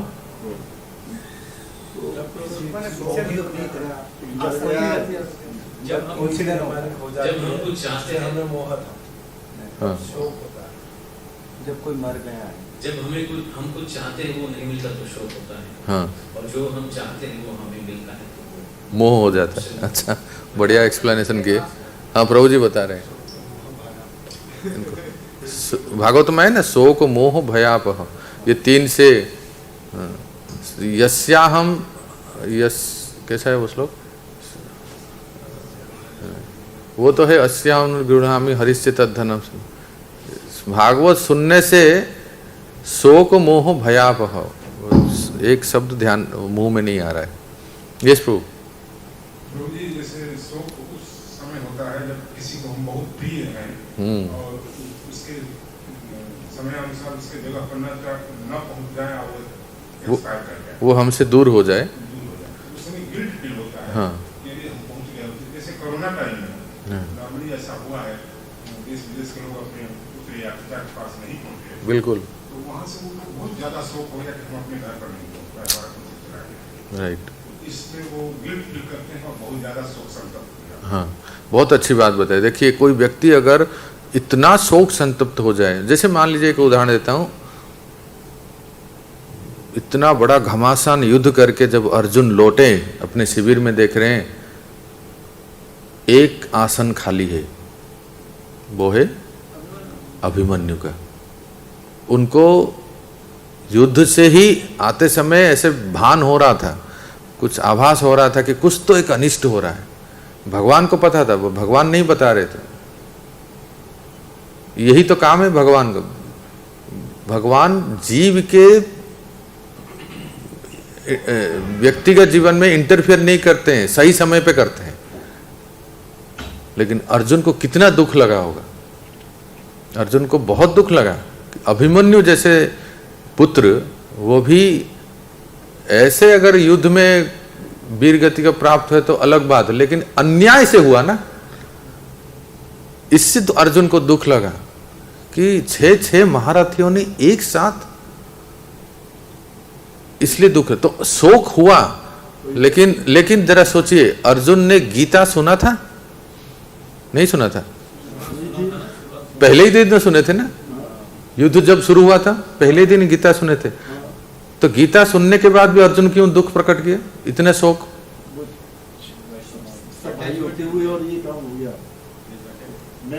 कोई अर्जुन का अटैचमेंट नहीं था, ये पिता का पुत्र के प्रति स्वाभाविक स्नेह है, और जिसके वजह से अर्जुन शोक संतप्त हुए। पर साथ में कौन थे? केशव, जनार्दन, भगवान श्री कृष्ण थे।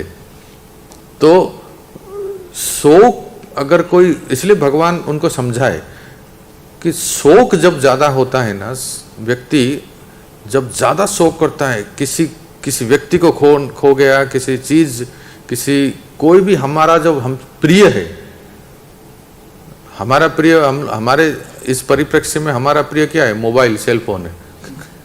आपने अगर एकदम बढ़िया एक अच्छा सा हैंडसेट लिया है, अगर वो खो गया तो क्या, कैसा लगेगा? सिमरन प्रभु हंसेंगे। अब गीत गाना गाएंगे, मुझे नींद ना आए। क्यों? नींद उड़ जाएगी, दिन की चैन उड़ जाएगी। तो शोक होता है, ये स्वाभाविक है। पर यहाँ क्या है, अगर ज्यादा शोक में हम डूब जाएंगे तो कृष्ण का स्मरण नहीं होगा, इसलिए शोक ना करें, ऐसे कहते हैं। और मोह कब होता है कि जिससे हम जो व्यक्ति या जो वस्तु प्रिय है उसके प्रति हम मोह हो जाता है। इसलिए संबंध सबसे रखें, प्रेम सबसे करें, पर आसक्त किससे ना हो। मोह और प्रेम में अंतर है, अंतर है ना। आपको बहुत मोटिवेशनल मिल जाएंगे, यूट्यूब में सर्च करेंगे। मोह क्या है? मोह और प्रेम में अंतर है। एक है कि रात दिन बस उस वस्तु या व्यक्ति के बारे में सोचते रहना, अपना छूट जाए भले छूट जाए। भरत महाराज का भजन छूट गया पर हरिण को नहीं छोड़े, ये क्या है? मोह है। पर अर्जुन का अभिमन्यु के प्रति प्रेम था, इसलिए उन्होंने युद्ध को नहीं छोड़ा। अगले दिन सूर्यास्त से पहले जयद्रथ को कल्याण कर दूंगा, नहीं तो अग्नि में प्रवेश कर लूं। तो ये अपने कर्तव्य को नहीं छोड़े। तो अगर कोई व्यक्ति के जीवन में बहुत कुछ ऐसे विपत्ति आती है जिससे शोक या मोह में होता है, तो कृष्ण का स्मरण नहीं होगा। इसलिए हमेशा एग्जाम्पल हमें याद रखना है अर्जुन का। अर्जुन का सबसे प्रिय पुत्र अभिमन्यु का वध हो गया,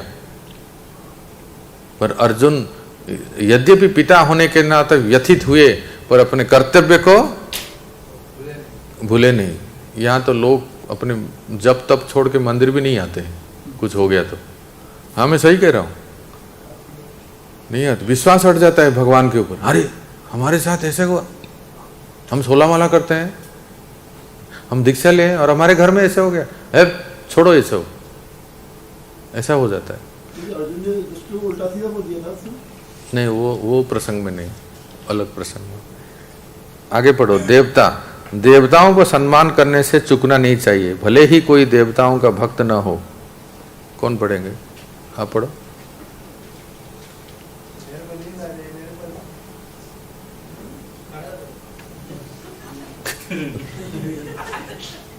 देवताओं का सम्मान करने से चूकना नहीं चाहिए, भले ही कोई देवताओं का भक्त न हो, किंतु इसका यह अर्थ नहीं होता कि वह उनका अनादर करे। उदाहरणार्थ, एक वैष्णव शिव जी या ब्रह्मा जी का भक्त नहीं होता, किंतु यह उसका परम कर्तव्य है कि वह इन उच्च पदासीन देवताओं का सभी तरह से आदर करे। वैष्णव दर्शन के अनुसार मनुष्य को एक चींटी तक का आदर करना चाहिए, तो फिर शिव जी तथा ब्रह्मा जी जैसे महापुरुषों के विषय में क्या कहा जाए? पद्म पुराण में कहा गया है कि कृष्ण या हरि समस्त देवताओं के स्वामी हैं, अतएव सदैव पूजनीय है, किंतु इसका यह अर्थ नहीं होता कि देवताओं का सम्मान न किया जाए। आप लोग करते हैं क्या? सही में करते हैं? जैसे सूर्यदेव की प्रणाम करते हैं, और चंद्रदेव को भी प्रणाम करते हैं। हाँ ठीक है। और हनुमान जी को भी प्रणाम करते हैं, जरूर, अच्छा है। गंगा देवी को, गोपेश्वर महादेव, शंकर जी को भी, गणपति जी, बिल्कुल। इस सब में जानते हैं, इस सब में आपको क्या दिखना चाहिए? श्याम सुंदरी दिखेंगे। गणपति जी की पूजा आती है तो आपको ब्रह्म संहिता का श्लोक बोलना है। विनिधाय कुंभ द्वंद्वे प्रणाम समय स गणाधिराज, जिनसे शक्ति को प्राप्त करके ये सारे दुनिया के लिए विघ्न विनाशक हो गए, वक्रतुंड महाकाय स्वर्णकोटि समप्रभा हो गए, तो ये ऐसे गोविंद को प्रणाम करते हैं जो गणपति जिनसे शक्ति प्राप्त करते हैं। इसलिए भक्त तो वो होते हैं कि एक चींटी तक को भी अनादर नहीं करते हैं। और देवी देवताओं को तो कहना है, कई बार अनन्यता के नाम पे, मैं ठीक कह रहा हूँ मधुशेषपुर, अनन्यता के नाम पे कई बार हम अनेकों को अनादर कर लेते हैं। नहीं, हम कृष्ण भक्त हैं, हरे कृष्ण वाले हैं, वहाँ नहीं जाएंगे। जाने के लिए कोई नहीं कह रहा। यहाँ तक नारायण कवच में एक लाइन आता है, देवर हयर शिशानंग पथिदेव हेलनाथ। ध्यान रखिए, नारायण कवच भागवत में होता है ना, जो पाठ करते हैं भक्त लोग, उसमें वो कहते हैं कि अगर मैं कहीं जाते समय किसी देवी देवता का मंदिर रास्ते में आता है और उनको मैं सम्मान नहीं किया, तो उससे जो दोष लगता है उससे मुझसे हयग्रीव भगवान रक्षा करें। हरि बोल। सुमिरन को समझ में आया कि कभी हम गए कहीं, कोई देवी देवता का मंदिर है तो माथा टेकना चाहिए, ये समझ के कि हमारे प्रभु श्याम सुंदर के ही ये निज, हाँ ये सब, हाँ उनके ही परिजन हैं। किसी भी जीव को पीड़ा ना पहुंचाना। आगे बढ़ा दो माइक। हाँ मैं कह रहा था, नारायण कवच में एक लाइन है कि उसमें सारे भगवान के नामों को स्मरण करके वो हमें रक्षा करे, ऐसे कहते हैं। तो क्या कहते हैं कि मैं अगर कहीं रास्ते में जा रहा हूँ और रास्ते में जाते हैं तो कई देवी देवताओं के मंदिर आते हैं, तो हम लोग कई बार अनादर करते हैं या अनजाने में भी कई बार हमसे अनादर हो जाता है, तो वो जो दोष लगता है ना, उससे हयग्रीव भगवान हमें रक्षा करे। भगवान का एक स्वरूप है हयग्रीव, राम कृष्ण हयग्रीव, हॉर्स अवतार, घोड़े अवतार। पढ़ो इसका संस्कृत, देवता, इसका संस्कृत में क्या है मधुसूदन?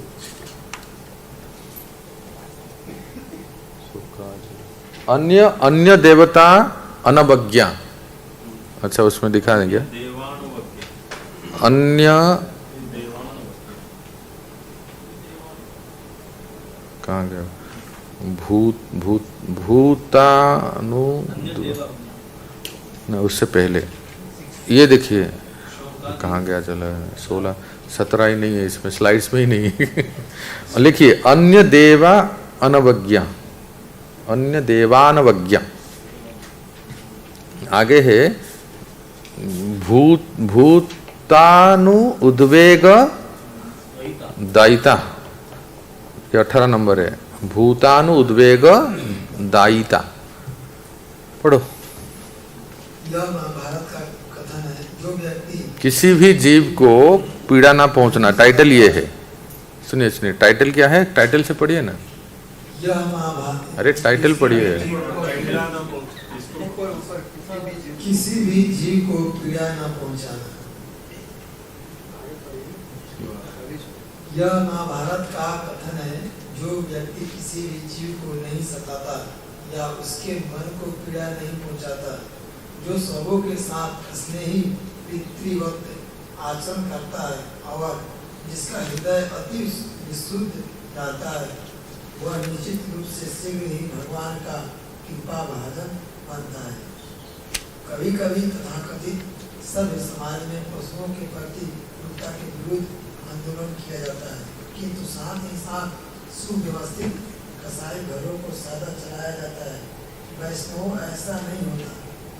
वैष्णव न तो कभी पशुवध का समर्थन कर सकता है, न ही किसी जीव को पीड़ा पहुंचा सकता है। एक तरफ यहाँ कहा गया है वैष्णव ना तो कभी पशुवध का समर्थन कर सकता है, ना ही किसी जीव को पीड़ा पहुंचा सकता है, और दूसरी तरफ हमारे ऊपर एलिगेशन हो रहा है कि आप लोग गौओं को कसाई खाना में भेज बताओ, हम लोग रोज पढ़ते हैं इसको और ऐसे करेंगे?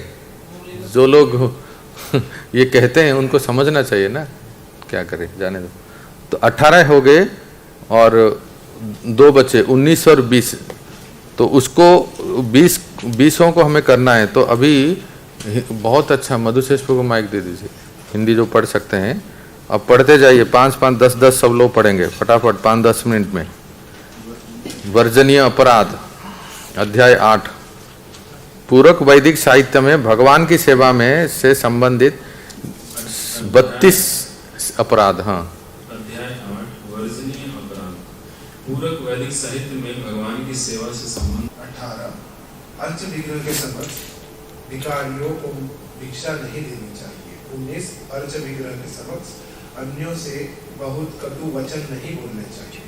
20 अर्च विग्रह के समक्ष रोएदार कंबल नहीं ओढ़ना चाहिए।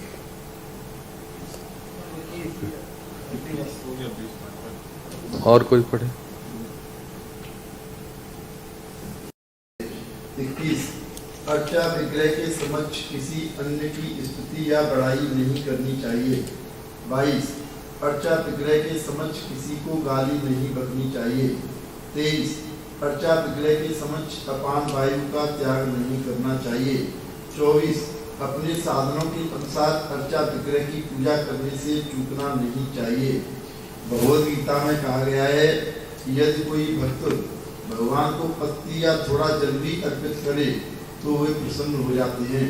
भगवान द्वारा बताया गया यह सूत्र निर्धन से निर्धन व्यक्ति पर लागू होता है, किंतु इसका अर्थ यह नहीं है कि जिसके पास पर्याप्त साधन हो वह भी इसी विधि को अपनाए और भगवान को जल या जल तथा पत्ती अर्पित करके उन्हें प्रसन्न करने का प्रयत्न करे।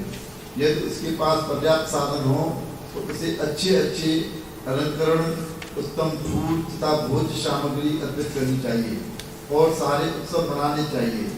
ऐसा नहीं है कि वह अपनी इंद्रिय तृप्ति के लिए अपना सारा धन व्यय कर दे और भगवान को प्रसन्न करने के लिए थोड़ा जल तथा पत्ती अर्पित करे।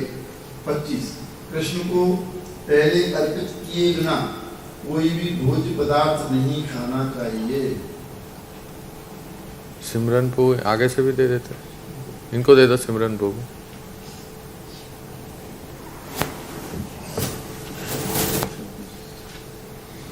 ऋतु के अनुसार 26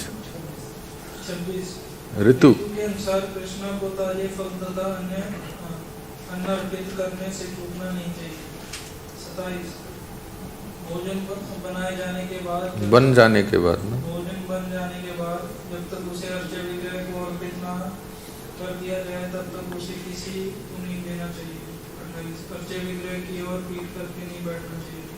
29 गुरु को चुपके से नमस्कार नहीं करना चाहिए, अर्थात नमस्कार करते समय उच्च स्वर से गुरु की स्तुति करनी चाहिए।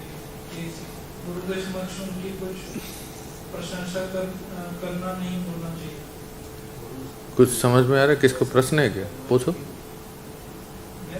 कुछ प्रश्न है? मंत्र जोर से उच्चारण करना। कहते हैं गुरु को चुपके से नमस्कार नहीं करना चाहिए, अर्थात नमस्कार करते समय हाँ चुपचाप और या पीछे से, कहीं गुरु महाराज ना बुला ले बुला ले तो हमारी कल्याण हो जाएगी, तो चुपके से धीरे से पीछे से। तो उच्च देखो उच्च स्वर में गुरु की स्तुति करनी चाहिए। वो जो कह रहे हैं ना कि आप प्रणाम मंत्र बोले, आपके गुरु महाराज के प्रणाम मंत्र है ना।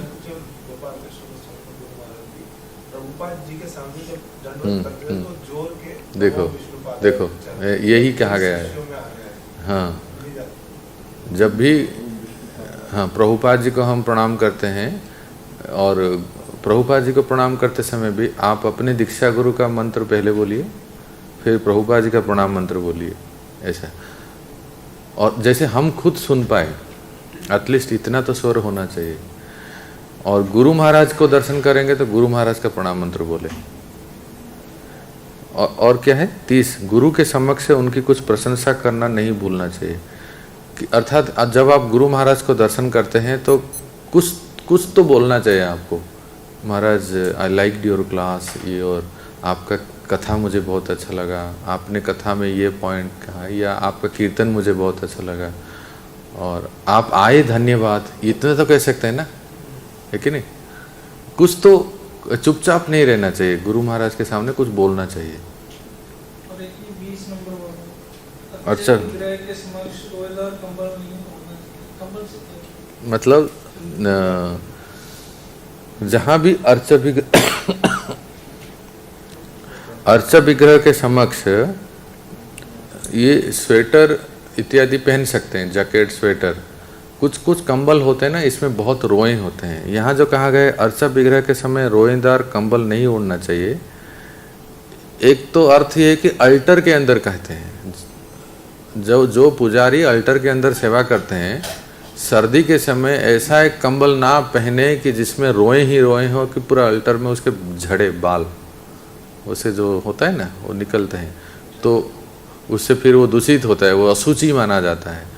तो हमारे यहाँ देखे होंगे कि पुजारी जो सर्दियों में आरती करते हैं तो कोई भी शॉल या कंबल ओढ़ के नहीं जा सकते। विशेष कुछ किसका होता है, वो कोई एक शॉल होता है जिसमें रोए ना हो, हाँ उस तरह का शॉल ओढ़ के जा सकते हैं, राइट। सिल्क। आगे पढ़ो। 31 गुरु के समक्ष अपनी बड़ाई नहीं करनी चाहिए। 32 आचार विग्रह के समक्ष नेताओं का उपहास नहीं करना चाहिए। यह 32 अपराधों की सूची है। इनके अतिरिक्त अपराधों की बहुत बड़ी संख्या है जिनका उल्लेख 12 पुराण में हुआ है। वे इस प्रकार है। 32 सुनते ही आप इतना हालत खराब हो गया, और भी आप पढ़ रहे हैं अब तो अल्टर ही नहीं जा सकते हो। अंधेरे कमरे में आचार विग्रह को नहीं छूना चाहिए। 2 संख्या सहित बोली। 2 आचार विग्रह के पूजन के विधि विधानों का कड़ाई से पालन करना चाहिए। 3 कुछ न कुछ ध्वनि किए बिना देव मंदिर में प्रवेश नहीं करना चाहिए। 4 ये जो पढ़ रहे हैं ना, सब समझ में आ रहा है? कहीं अगर किसको शंका है तो पूछ सकते हैं। हाँ 4 कुत्तों या निम्न पशुओं द्वारा देखा गया भोज्य पदार्थ आचार विग्रह पर नहीं चढ़ाना चाहिए। 5, पूजा करते समय मौन भंग नहीं करना चाहिए। हाँ 6, नहीं आगे तो दीजिए, सभी आप ही यहाँ दीजिए प्रभु जी आप। हाँ क्या है देखो, जो अर्चन करते हैं ना, सुनिए, वो आप लोग नहीं समझ पाएंगे। जो पुजारी अर्चन करते हैं, अर्चन षोडशोपचार आपको बताए होंगे प्रभु जी। हाँ, वो षोडशोपचार करके वो अर्चन करते हैं, पूजा करते हैं या श्रृंगार करते हैं या इवन भोग भी लगाते हैं। उस समय किसी से बात नहीं करना चाहिए। अब ये नहीं कि हेलो हेलो वो मोबाइल भी ले साथ में और इधर पूजा भी कर रहे हैं, या कोई कुछ कर रहा है उसको डांट भी रहे हैं।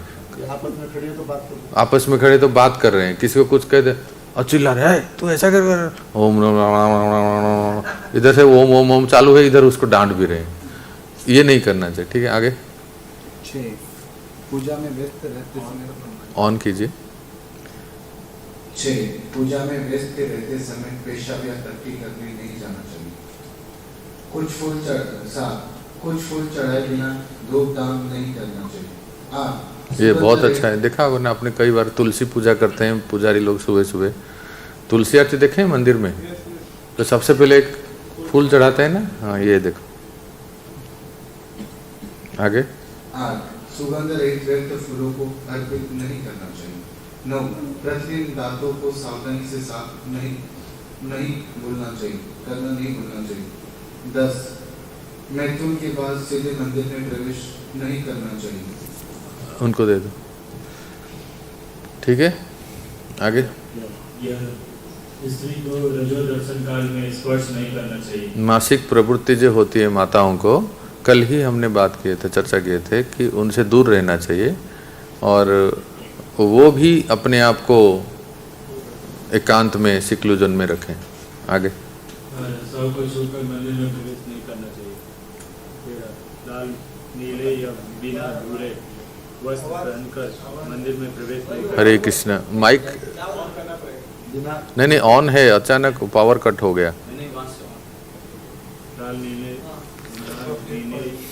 या बिना धुले वस्त्र पहनकर मंदिर में प्रवेश नहीं करना चाहिए। लाल नीले को जैसे लाल दिख रहा है क्या? देखा, पकड़े गए ना अभी। हाँ यही मैं कह रहा हूँ अभी। लाल नीले बिना धुले वस्त्र पहनकर मंदिर में प्रवेश नहीं करना चाहिए। मतलब इसका अर्थ ये, लाल और नीले जो कहते हैं ना, ये तमोगुण का लक्षण है।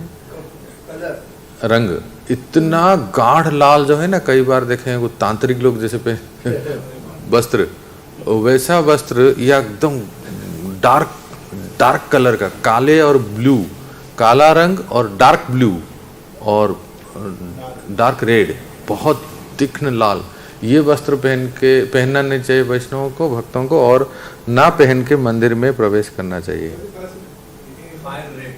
Fire red. एक बार 12 में एक बहुत सुंदर सा क्वेश्चन भी आया था कुछ डिवोटीज का, शव को छूकर के मंदिर में कभी प्रवेश करते ही नहीं, ऐसे कल्चर में भी है। और वहीं पे जो सन्यासी महाराज थे उनको अल्टर के सामने भी लाया जाता है, तो कितना पवित्र अवस्था है। हाँ बिल्कुल। समझा नहीं रहे तो किस प्रकार से एक हाथ लाइए।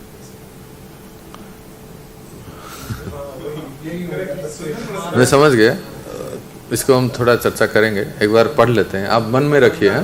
हाँ ऐसा सभी सन्यासियों के साथ जो है, मैं सामने श्रीपाद भक्ति स्वरूप दामोदर महाराज का शरीर को जब कोलकाता से यहाँ लाया गया, समाधि के सामने ही रखा गया, फिर मंदिर के सामने, इसका एक विशेष है, चर्चा करेंगे। हाँ पढ़ लीजिए। देखने के पश्चात मंदिर में नहीं घुसना चाहिए। मंदिर के भीतर अपान वायु का त्याग नहीं करना चाहिए। हाँ ये एक है कि अर्चा विग्रह के सामने, और ये मंदिर मतलब आप इसको ये जान लीजिए कि अल्टर, गर्भगृह। अपान वायु तो सब जानते हैं कि ये बताना पड़ेगा। हाँ वो पढ़िए। कृष्ण मंदिर के भीतर कुछ नहीं मनंत। अच्छा प्रभु जी, श्री माधव हरे कृष्णा। प्रभु जी श्री माधव को दीजिए, हमें जल्दी टाइम हो गया है। 16 मंदिर के भीतर क्रोध नहीं होना चाहिए। नंबर 17 शमशान जाने के बाद मंदिर में प्रवेश नहीं करना चाहिए। 18 अर्चा विग्रह के समक्ष डकार नहीं लेनी चाहिए। अतएव जब तक भोजन पूरी तरह न पच जाए तब तक मंदिर में प्रवेश नहीं करना चाहिए। मतलब अब देखें कि मैं अल्टर में जा रहा हूँ, मेरा भोजन पच गया कि नहीं। ऐसा नहीं कि ठूस ले एकदम पूरा भर के और मैं अंदर जाऊं तो सब अपान वायु, ऊर्ध्व वायु, साइड वायु सब निकल रहे हैं। हाँ, गांजा नहीं पीना चाहिए। पढ़िए। नंबर 19 गांजा नहीं पीना चाहिए। 20 अफीम या अन्य नशीली वस्तुओं को ग्रहण नहीं करना चाहिए।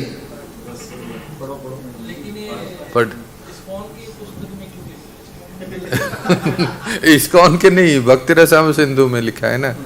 मूल भक्ति रसायन सिंधु में रूप गोसाई पाद ये सब लिखते हैं। नहीं, कोई भी व्यक्ति नशा नहीं करना चाहिए।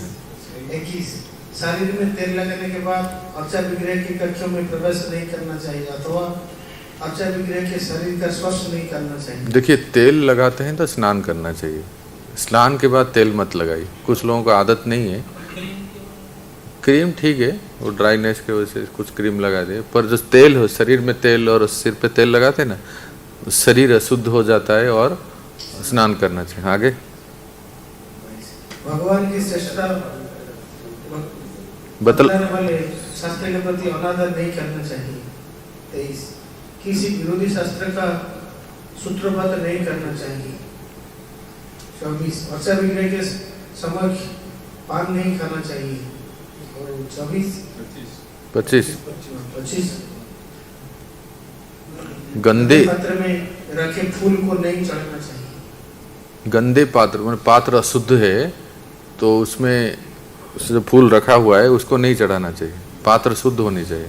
26 बिना आसन के फर्श पर बैठकर भगवान की पूजा नहीं करना चाहिए, किंतु आसन या गलीचे पर बैठना चाहिए। 27 पूरी तरह स्नान किए बिना अर्चा विग्रह का स्पर्श नहीं करना चाहिए। 28 अपने मुसल पर 3 रेखाओं का तिलक नहीं लगाना ऐसे नहीं, ऐसा नहीं। हाथ तथा पाँव धोए बिना मंदिर में प्रवेश नहीं करना चाहिए। अन्य नियम इस प्रकार है। वैष्णव द्वारा पकाए रखे भोजन अर्पित नहीं करना चाहिए। भक्तों के समक्ष अर्चा विग्रह की पूजा नहीं करनी चाहिए। तथा जब कोई भक्त दिखाई पड़ रहा हो तो भगवान की पूजा में व्यस्त नहीं होना चाहिए। प्रत्येक गणपति देव की पूजा करनी चाहिए, क्योंकि वे भक्ति के मार्ग के सारे अवरोधों को दूर भगाने वाले हैं। ब्रह्म संहिता में कहा गया है कि गणपति भगवान देव के चरण की पूजा करते हैं। इस तरह वे समस्त बाधाओं को दूर करने में भक्तों के लिए कल्याणकारी बन चुके हैं। इसलिए सारे भक्तों को गणपति की पूजा करनी चाहिए। नाखूनों या अंगुलियों से स्पर्श किए हुए जल से अर्चा विग्रह को स्नान नहीं कराना चाहिए। जब भक्त को पसीना आ रहा हो तो उसे अर्चा विग्रह की पूजा नहीं करनी चाहिए। इसी तरह अन्य अनेक निषेध वर्जनाएं हैं। उदाहरणार्थ न तो अर्चा विग्रह पर चढ़ाए गए फूलों के ऊपर से कूदे, न ऊपर पाव रखे, न ईश्वर के नाम से कोई प्रतिज्ञा करे।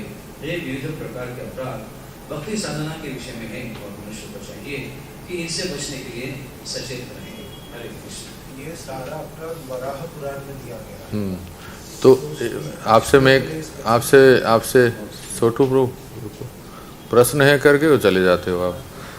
ये जो बताए गए ना, मैं आपसे चाह रहा हूँ, आपके लिए होमवर्क है। इसको जाने के बाद ये पूरा अध्याय को पढ़ें और फिर भी आपको कोई जिज्ञासा है तो आप अगले सोमवार को मुझे पूछ सकते हैं। जैसे मैं आपको एक उदाहरण देता हूँ। यहाँ बताया गया है ईश्वर के नाम पे कोई प्रतिज्ञा ना करे, है ना। कई लोग हैं ना कि बस कसम खा के कहता हूँ, प्रतिज्ञा कर देते हैं भगवान के नाम पे, तेरी कसम, इसकी कसम। ये भक्तों के लिए शोभा नहीं देता है। ईश्वर के नाम पे कभी प्रतिज्ञा ना करें। तो इस तरह से आप पूरा इसको पढ़ेंगे और कोई भी पॉइंट अगर इसमें आपको शंका है, जैसे प्रभु जी ने पूछा, इसका हम डिस्कशन करेंगे तो अगली क्लास में हम सुनेंगे, सोमवार को मिलेंगे। ये बोल रहे हैं कि अर्चे विग्रह के सामने पान नहीं खाना।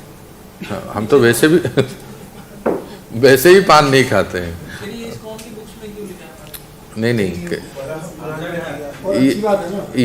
नहीं सुनिए, ये कह रहे हैं कि ये बराह पुराण से लिखा है, बराह पुराण में है, तो उसको उद्धृत किया गया है। रूप गोस्वामी पाद ने ये सब लिए हैं। किसको अगर तांबुल खाना है, तांबुल प्रसाद के रूप में ले सकते हैं। कभी कभी जगन्नाथ जी का तांबुल है ना, बरसाने में श्री जी का तांबुल आपको मिलता है, तो उसको अनादर नहीं करना चाहिए। थोड़ा सा ले सकते हैं, पर पीछे जाके, तो भगवान के सामने नहीं लेना चाहिए, ये कहा जाता है। हरे कृष्णा। श्रील प्रभुपाद की, भक्ति रसामृत सिंधु की।